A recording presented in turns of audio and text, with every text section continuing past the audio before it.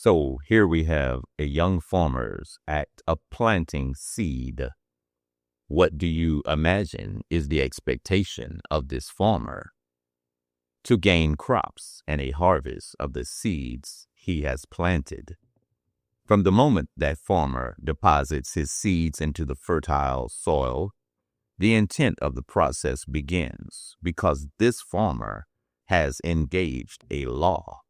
This law has several names. The Bible calls it sowing and reaping.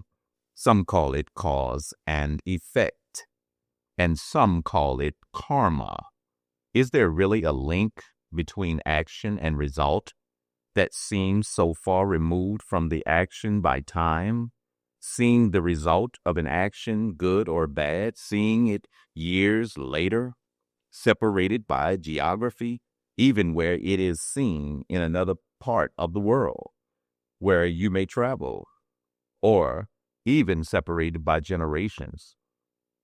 Maybe the results are visited on a child, grandchild, or even great-grandchild.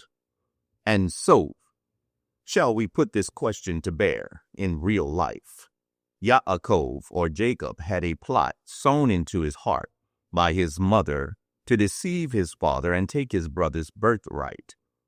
Yes, it was his mother's idea, but he put it into action, so he bore the responsibility and thus the result. As it was Eve's idea to give that forbidden fruit to Adam, but he put action to her idea, thus bearing the result, death to himself, his son Abel, and the whole human family. Thus, sowing and reaping is a real thing. Jacob was deceived by his own sons, and he was deceived at other times as well.